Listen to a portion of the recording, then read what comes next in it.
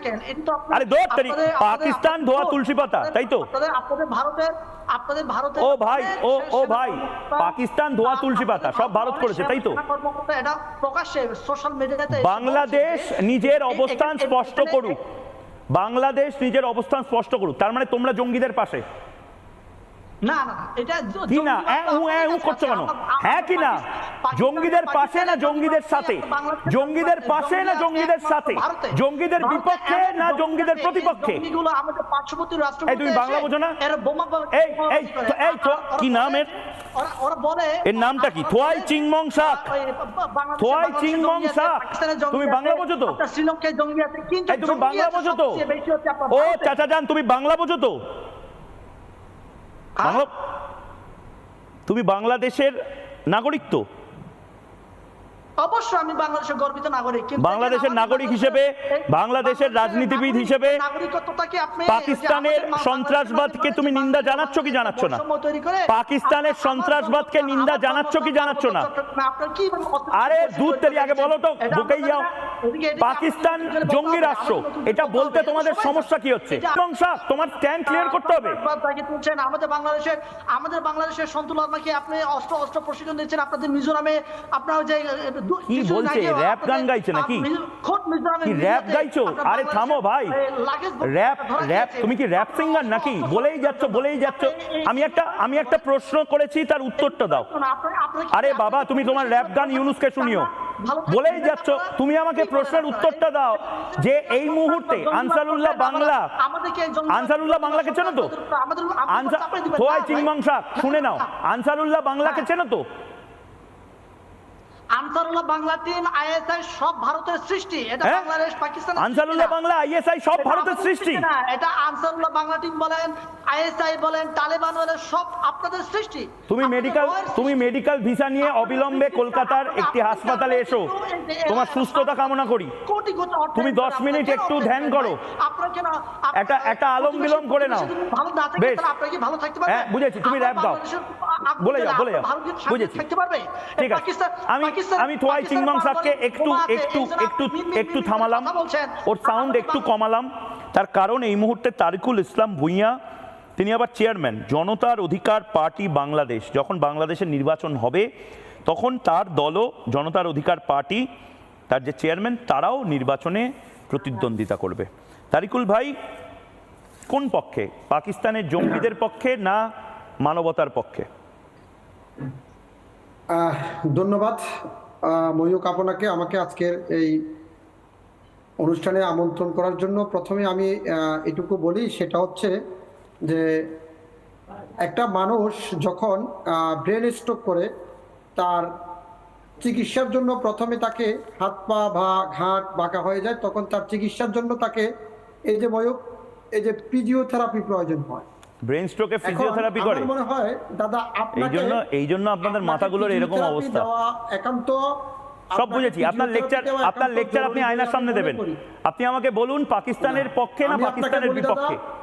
পাকিস্তানের পক্ষে না পাকিস্তানের বিপক্ষে? সুযোগ দেন, আপনাকে ফিজিওথেরাপি পাকিস্তানের পক্ষে না পাকিস্তানের বিপক্ষে? সব করব, ফিজিওথেরাপি করব, রেডিওথেরাপি করব, সব থেরাপি করব, এরপরে বাংলাদেশ থেরাপিও করব।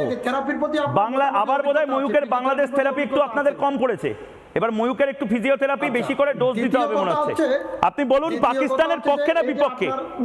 আরে তারিকুল ভাই, কেন টাইম ওয়েস্ট করছেন? পাকিস্তানের পক্ষে না বিপক্ষে? পাকিস্তানের পক্ষে না বিপক্ষে? হ্যাঁ ঠিক আছে, আপনি ফল বিক্রেতা, আপনি আম মোহাম্মদ ইউনুসকে খাওয়ান, আপনি আমের আটি নিজের বাগানে লাগান। আপনি আগে বলুন যে পাকিস্তানের পক্ষে না বিপক্ষে? আপনি অনেক কিছু করবেন। প্রথম কথা হচ্ছে যে আমরা ভারতের পাকিস্তানের পক্ষে না বিপক্ষে? পাকিস্তান সন্ত্রাসবাদের পক্ষে না বিপক্ষে? লজ্জা লাগে না আপনাদের? প্রবলেমটা এখানে, যে রাষ্ট্র 71 সালে আপনাদেরকে ক্ষতবিক্ষত করলো, সেই রাষ্ট্রের বিরুদ্ধে আপনারা কথা বলতে পারছেন না? না ময়ূক, ভারত এবং পাকিস্তান কাণ্ডের বিরুদ্ধে মিছিল করছেন না কেন? আপনারা তো প্যালেস্টাইন নিয়ে মিছিল করেন। আমরা কার বিপক্ষে মিছিল করব? প্যালেস্টাইন নিয়ে যদি মিছিল করতে পারেন, ভারতের পেহেলগাম নিয়ে কেন মিছিল করবেন না? প্যালেস্টাইন নিয়ে যদি মিছিল করতে পারেন, ভারতের পেহেলগাম নিয়ে কেন মিছিল করবেন না? বাংলাদেশের রিপাবলিকান চ্যানেল ছাড়া, আপনার মতন বিতর্কিত একজন উপস্থাপক ছাড়া তো আর কোনো চ্যানেল ভারতের কভারেজ দিচ্ছে না। অতএব ভারতের মতো একটি রাষ্ট্র আপনাকে চিনে না, জানে না, আপনি নিজেকে আরো ডেভেলপ করার চেষ্টা করতেছেন। খুব ডেভেলপ করেছি। এবার বলুন পাকিস্তান মুর্দাবাদ, এবার বলুন পাকিস্তান মুর্দাবাদ। না, কেন বলবেন না? আই লাভ ইউ পাকিস্তান বলবেন? না না না, আই লাভ ইউ পাকিস্তান বলবেন? আপনার কথা কি আই লাভ ইউ পাকিস্তান বলবেন? আপনার কথা কি আপনি কি পাকিস্তানকে ভালোবাসেন? আপনি কি পাকিস্তানকে ভালোবাসেন? পাকিস্তানকে কি ভালোবাসেন? জি জি, পাকিস্তানকে কি ভালোবাসেন? পাকিস্তানও আমাদের বন্ধু রাষ্ট্র, হ্যাঁ। ভারতও আমাদের বন্ধু রাষ্ট্র। হ্যাঁ। আমরা দুই রাষ্ট্রের সাথে মিলে আমরা একসাথে মানে প্রয়োজনে ভারতের পেছনে ছুরিটাও মারার জন্য আপনারা প্রস্তুত। লাগিয়ে দিচ্ছেন। আচ্ছা, আমাকে আমি মানস বাবু এবং দেবাশিস বাবুর কাছে যাওয়ার আগে তারিকুল ভাই শুনুন না, আপনার হাতে সময় অনেক, আমার হাতে বেশি সময় নেই। আপনারা এটা পারেন কি করে? মানে কোন ম্যাজিকে আপনারা পারেন? যে রাষ্ট্রের খানসেনা রাজাকাররা আপনার দাদা ঠাকুরদার সাথে, আপনার মায়েদের সাথে, বোনেদের সাথে এত নৃশংস ব্যবহার করলো, যারা আপনাদেরকে কৃতদাসের মতন রেখে দেওয়ার চেষ্টা করেছিল পাকিস্তানে, তাদের প্রতি এত ভালোবাসা কেন, এত দরদ কেন, কি কারণটা কি? দাদা আমি বলি না, বলুন না। আপনাদের যে পশ্চিমবঙ্গ পরে হবে, পাকিস্তান বলুন। এবং পশ্চিমবঙ্গ পরে হবে, পাকিস্তান নিয়ে বলুন। আমি কথা বলতেছি, আসতেছি। আমি পশ্চিমবঙ্গের মুখ্যমন্ত্রী মমতা ব্যানার্জির কাছে অনুরোধ করব, ভারতের নরেন্দ্র মোদী এবং ভারতের প্রধান বিচারপতির অনুরোধ করব যে আপনাকে যাতে করে ভারতের রাষ্ট্রদ্রোহিতা মামলায় আপনাকে গ্রেফতার করা হয়। কারণ আপনি ভারত পাকিস্তানের পক্ষে না বিপক্ষে? পাকিস্তানের পক্ষে না বিপক্ষে? হ্যাঁ, উত্তেজনা তো হবেই। আসল প্রশ্নের উত্তরগুলো না দিলে উত্তেজনা হবেই, চিরবির করবেই।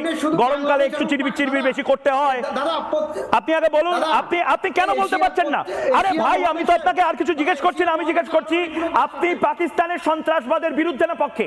বাংলাদেশি হিসেবে, বাংলাদেশের রাজনৈতিক দল হিসেবে আপনারা পাকিস্তানের সন্ত্রাসবাদের বিরুদ্ধে না পক্ষে? কোথায় সন্ত্রাস করেছে? না, পাকিস্তান কোথায় সন্ত্রাস করেছে আপনি দেখাতে পারবেন? মানে প্রমাণ দিতে পারবেন? প্রমাণ দিতে পারবেন? আপনার ভারতে আইন শৃঙ্খলার অবনতি হয়েছে, ভারত সঠিকভাবে হাত জোর করলাম। তারিকুল ইসলাম ভূঁইয়া, আপনি শান্ত থাকুন একটু, আমি আমার ভারতের অতিথিদের কাছে একটু যাই। ঠিক কথা। মানস ভট্টাচার্য, আপনি শুনছেন নিশ্চয়ই, এই মুহূর্তে বাইরে থেকে আপনি রয়েছেন, স্টুডিওর বাইরে থেকে। প্রবলেমটা ঠিক কোথায়? আমরা প্রত্যেকে পাকিস্তান কি করবে, পাকিস্তান এই মুহূর্তে কতক্ষণের মধ্যে ধ্বংস হবে, ভারতীয় সেনাবাহিনী এখনো কিছু করছে না কেন? আরে 10 দিন হয়ে গেছে, একটা তো কিছু করুক। আরে সেনাবাহিনী যখন করবে, ও তো নিশ্চয়ই সার্জিক্যাল স্ট্রাইক করবে। এই সমস্ত কিছু নিয়ে আমরা ভারতের মধ্যে অনেকে চিন্তিত। আমরা আমাদের উঠোনে যে প্রতিবেশীকে রেখে দিয়েছি, সে প্রতিবেশী মুখ খুলে হাঁ করে এটা বলতে পারে না যে পাকিস্তানের সন্ত্রাসবাদকে আমরা নিন্দা জানাচ্ছি, আমরা পাকিস্তান মুর্দাবাদ বলছি, ভারতের সাথে জান লাগিয়ে দেবো। 71-এ ভারত আমাদেরকে জান লাগিয়ে সাহায্য করেছে, আমরা 2025-এ করবো। এই তো অবস্থা। আর কোথায় রাখবো এই সুন্দর যে একটা ন্যারেটিভ তৈরি করা হচ্ছে, মাকুলাররা যে ন্যারেটিভটা তৈরি করছে? মানসবাবু, এটা একদিনে তো হয়নি, মানে এটা বেশ কিছুদিন ধরে চলেছে। আমি বাংলাদেশেরই একজন বিখ্যাত অধ্যাপক, গোটা বাংলাদেশের মানুষ তাকে চেনেন, তিনি বাংলার অধ্যাপক, প্রায় 80 বছর বয়স। 60-এর দশক থেকে তিনি ঢাকা বিশ্ববিদ্যালয়ে বাংলা পড়াতেন। সম্প্রতি তিনি বলেছেন যে অত্যন্ত দুঃখের সঙ্গে লক্ষ্য করা যাচ্ছে যে ঢাকা বিশ্ববিদ্যালয় ধীরে ধীরে একটি বৃহত্তম মাদ্রাসায় পরিণত হচ্ছে, যা আমাদের কাছে অত্যন্ত দুঃখজনক। এটা ঢাকারই একজন বিখ্যাত বিশ্ববরেণ্য অধ্যাপক তিনি বলেছেন। এবার এর কারণ